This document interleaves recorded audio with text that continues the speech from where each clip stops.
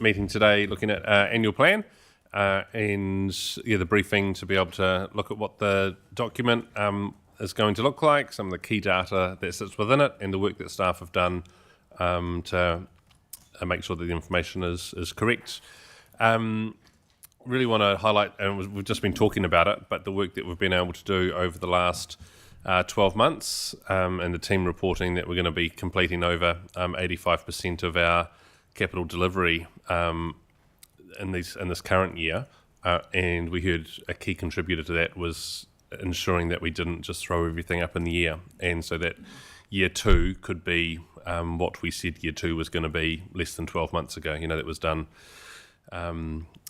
this same time last year, and when we say that we're going to do a long-term plan, that we keep it long, and year one isn't the time to throw it all up in the air again. So really pleasing that last meeting was able to confirm that was helpful. And Megan, you raised, as a governance team, that's part of our responsibility. If we've got a community that wants us to deliver things, sometimes people point fingers at council and they think it's caught up in bureaucracy, or they think it's caught up in hidden rooms, but actually sometimes the levers to keep things moving or hold things up sit with us as governors and the decisions that we make, or the indecision that we can bring. So nice to have that feedback as we now think about our annual plan moving forward.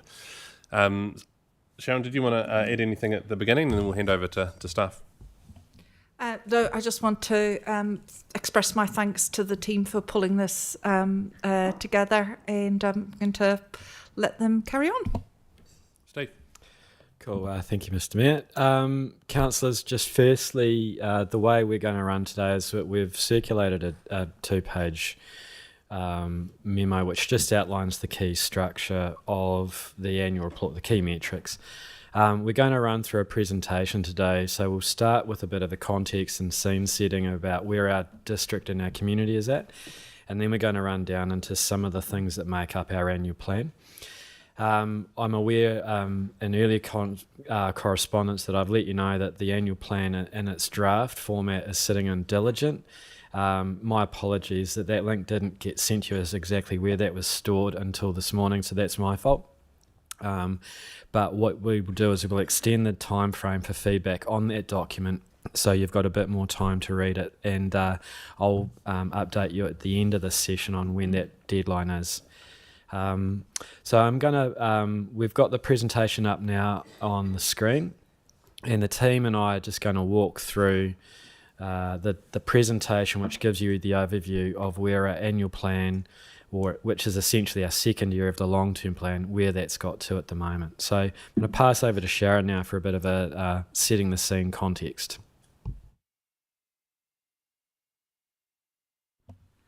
Thanks, Steve, and thanks, team. And again, this really just harks back to what we were talking about in the Finance and Performance Committee around, we're less than 12 months since we've really, or just about 12 months since we completed the long-term plan, had great feedback from our community. And it's really, I have to say, with pleasure that we're able to provide the update today on what has been delivered and how we can continue into the second year of the long-term plan and continue the good work that has been undertaken to date. Do you want? Thank you. So as you can see, I've touched on that. Through our long-term plan, we had really great engagement. We heard from a broad sector of our community, over 1,500 people giving feedback. And again, it's really nice to just be able to build on the guidance that our community gave us and make sure that we prepare ourselves for the growth, protection of our waterways, and access to our green spaces. These are all things that we heard from our community that is really important. They want to see council continue to invest. They want to see green spaces. They want to have clean water. And so the year two of our LTP, as described, continues to build on all of those things. Thank you.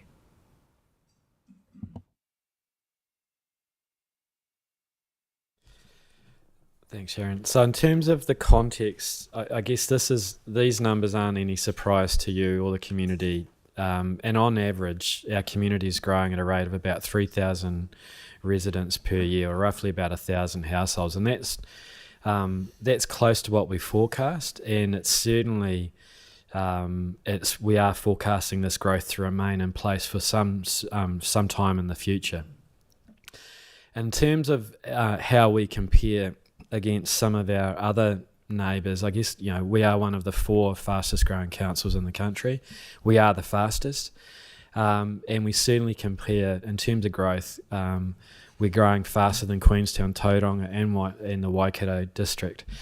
So it does create some challenges, and you'll see that as we go through this plan as to how we keep up with our essential infrastructure, how we keep providing the services for our new residents, how we get in front of that growth, how we maintain the growth, and how we then respond with a range of services that our community expects us to provide, including waste, including the pools and the parks.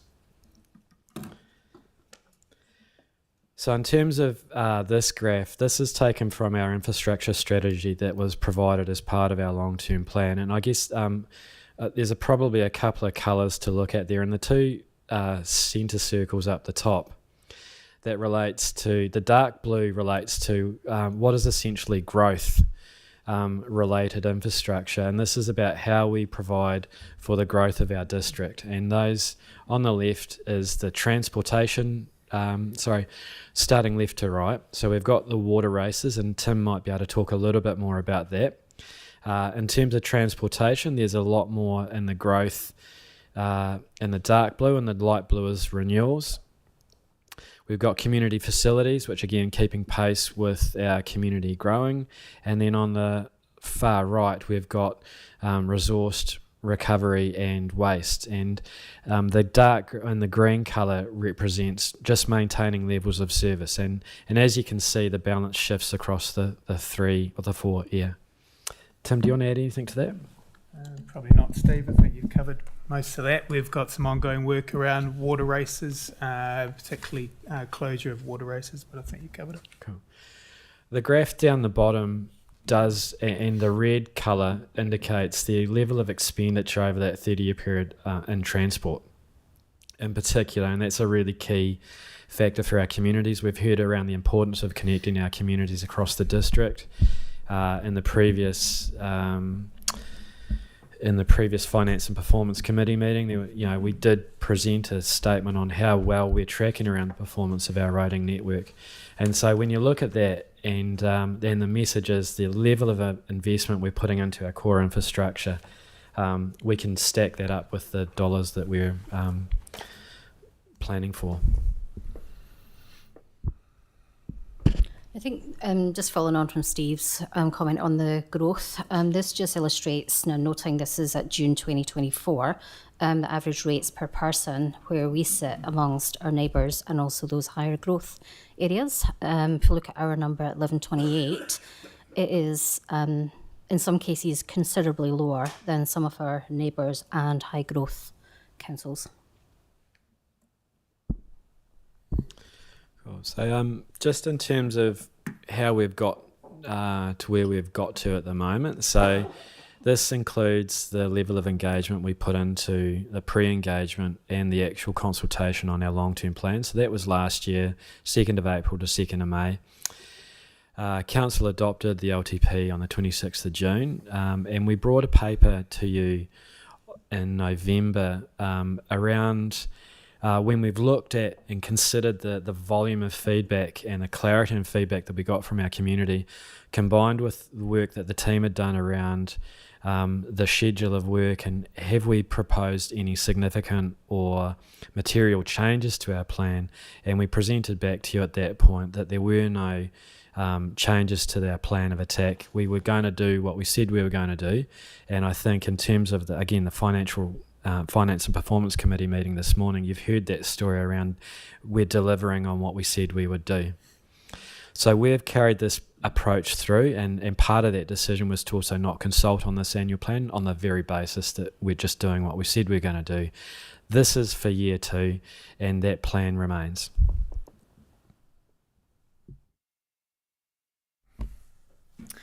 Thanks, Steve. So, look, our focus is on delivering essential and key infrastructure to support growth across the district. Like we've said a few times already this afternoon and discussed in the Finance and Performance Committee meeting, a large proportion of our capital and operating budgets are spent on water services and roading, in line with the LTP and feedback received from the community during consultation.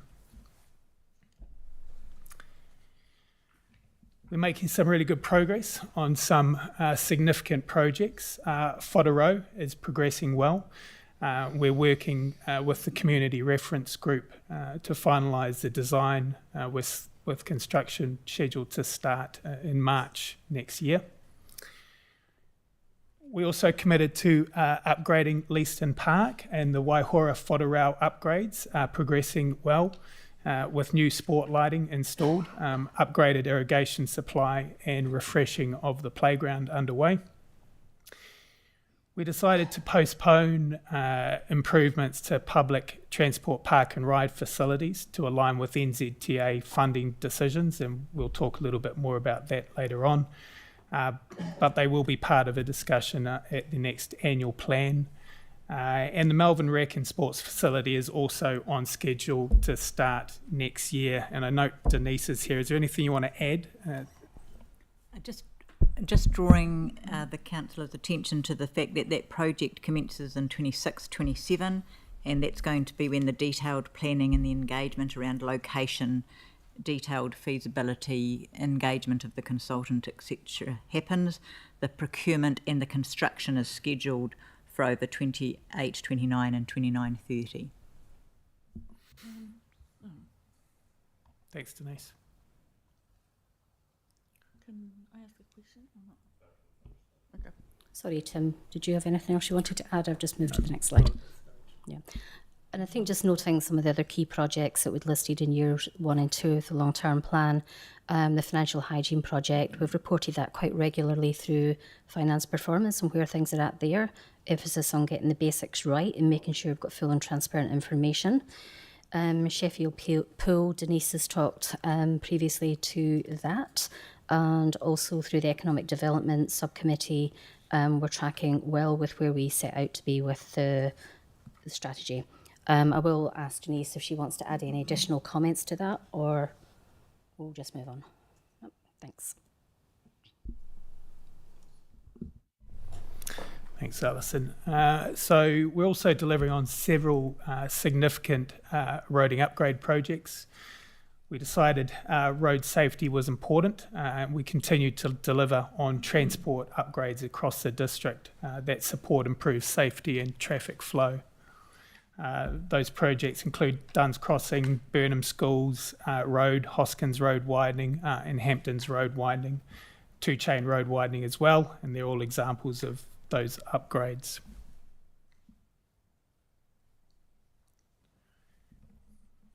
We've got several parks and reserves projects that are also underway. Of note is Lincoln Town Centre, with site works underway in the north and south car parks due for completion in July. Stage 1 construction is to start in the summer next year. Foster Park development is also underway with completion due in mid-2025.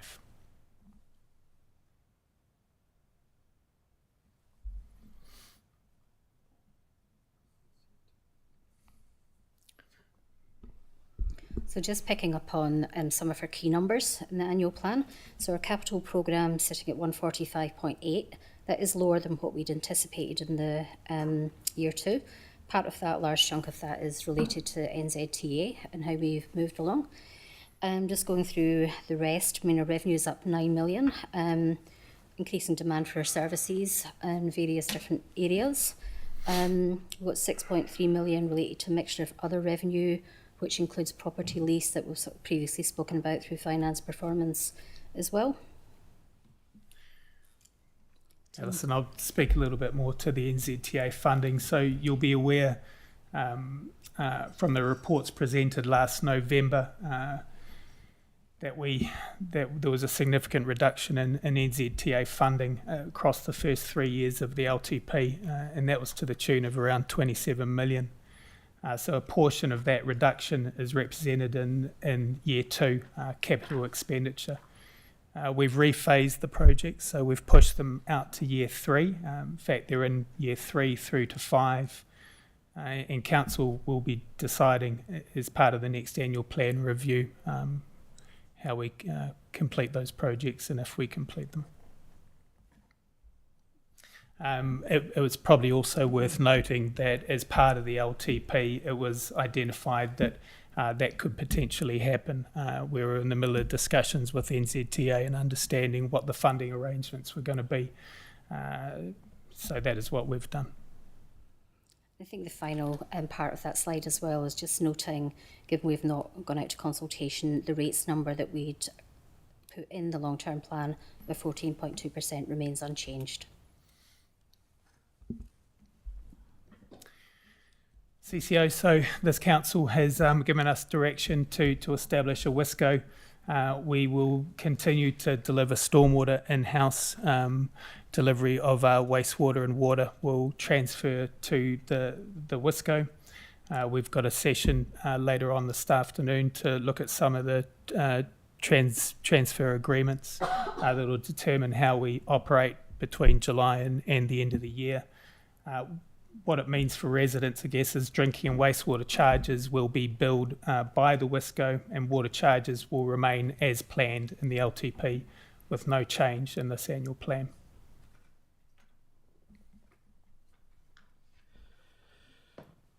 So in terms of from today, we're going to be starting to share some stories in the community about where our annual plan is for year 2 of our long-term plan. We'll be communicating via our comms team some of these key messages, where we're at with these key projects and what does this look like.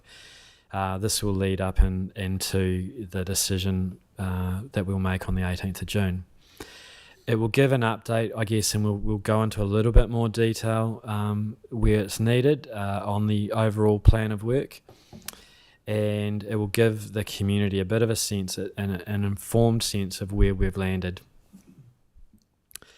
In terms of where to from here, we've got the team to just quickly change. So the feedback you have on the draft document is needed by the 10th of June for our team, and then we can wrap that feedback up to be then recirculated in public agenda on or around the 13th of June. Council on the 18th of June will be asked to adopt the annual plan, and then from 1 July we will strike the rates, and then the annual plan will be published.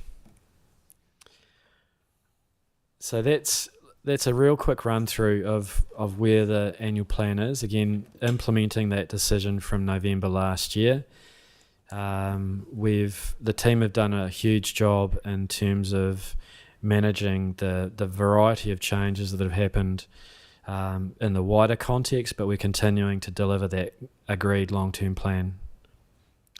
Thank you, Sam, and happy to take any questions now. Great, thank you, team, for presenting that. Deborah, you had something?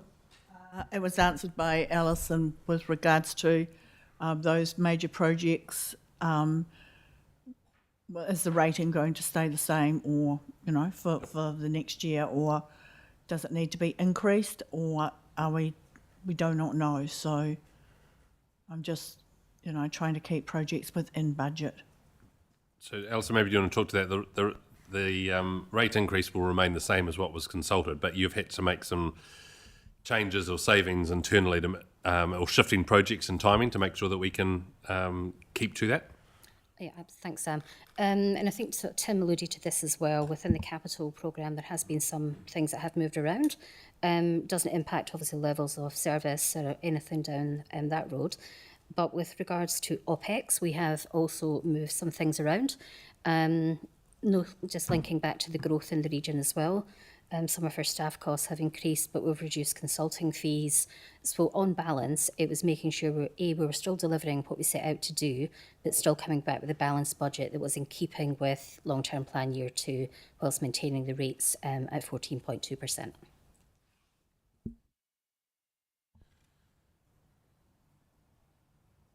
Thank you. Could you talk a little bit about the charging? Tim, you mentioned the water services being charged maybe in the same envelope but differently or separately. Like, if the water services are charged separately, how will people receive? Like how does someone get charged for water in the new year compared to now? Because on the 1st of July we strike the rates, but they don't get charged straight away. So can you just talk through how that transition is going to work? Sam, I'll answer that one. Thanks. So a rate strike will be on 1 July. Up until September, when we do the full transition into water services CCO, Selwyn District Council will bill the rates, and the rates will be based on the July 1 strike. We'll talk a wee bit more detail this afternoon on how this will work, but in summary, we will be maintaining the charges that we set out within the annual plan for the next year. The actual billing itself may move into the CCO, but the charges will remain.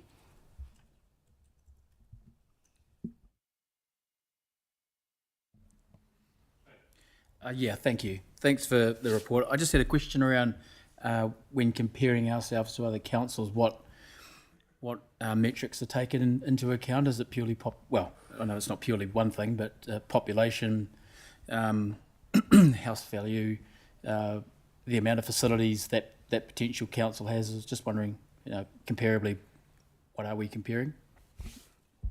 It is, in summary, the population numbers. So we've gone back and looked through the annual reports for the respective councils, their population rates, essentially rates divided through by the population headcount.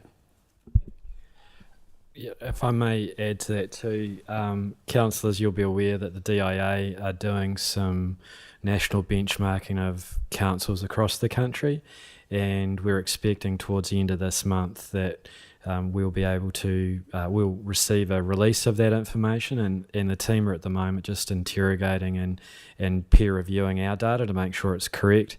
But we're also looking at our operating context, and we're also going to be looking at some of the other partner councils that are probably more comparable to Selwyn. We've listed 3 of them up on the screen around our growth councils, because we are in a unique operating context. Unlike a number of other councils here in Canterbury and also, maybe over on the coast, our growth profile is unlike anyone else in the country. And so that has a bearing on the way we have to operate as a council. So just looking at those numbers, the 14% is on the higher end of changes that we'd expect to see around the country this year. It might not be the highest, but it's up there. But actually our rates number from what you've just shown us for our population is cheaper to live here and pay rates here than it is against those comparable high growth areas or our neighbours near us in Canterbury. Yeah, I think that would be a fair assessment. I mean, you can dig into the details on some of these answers, but certainly at that population level, Selwyn has some of the cheaper rates. Okay. In part of the, conversation around councils and the need for the water services change has been because there's hundreds of billions of dollars of investment required over the next 30 years. It's kind of been the number that the government's identified around this. How much do you think our lift is because we've had lower rates than perhaps what we should have had around investment, and so this is part of catching up to where other councils have already been ahead, or is this just us spending what we need to spend year on year? Thanks, Sam. So I think we did cover as part of the long-term plan workshops where we've came from. So we had recognised that the rate sitting at 6% probably should have been closer to that 9 mark previously, but also the cost of insurance. So, cost of accepting the burden on ratepayers, but Selwyn District Council to some extent is no different, where we are carrying additional costs for insurance, utilities. We've had to hire more people as well, given the rate of the growth. But I think also just noting, going back to I think it was in November 2022 staff reorganisation, where the costs for that were never cost neutral. So that's now factored in as well. So that coupled with where we are now, where we've came from, gives rise to that move from the 6 to the 14.2 at a very high level. Thank you. Malcolm? Yeah, well, none of us like to see a 14.1% rate rise. I am very thankful that you, as a team, have gone through the books and looked at our projects, looked at what we're spending, and kept us to what we said we were going to do last year. I'm my question is, last year you were struggling with an accounting package that was you were having trouble getting your data out of, and I know it probably added a few grey hairs to a few people. Are you confident in the figures you've got this year? Yeah, so you're absolutely right, Malcolm. Magic was not our best friend last time round, and it's probably fair to say it's still not our best friend, but in terms of how we've pulled these numbers together, we've got a lot more confidence than what we had previously. Part of the issue the last time was installing a new module whilst trying to use it and train others, which from a change management aspect is less than ideal. So I think we've ironed out a lot of the little horrible things that we had in the background. That, coupled with the financial hygiene project as well, and trimming back our GLs, gives us that level of comfort around the aggregation of all the numbers into the overall.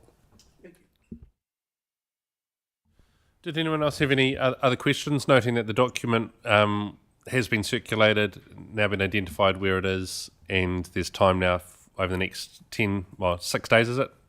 7 days, you've given us a week to have a look through that to make sure that it communicates the right things to the community, and then we've got the council meeting coming up to confirm where that sits.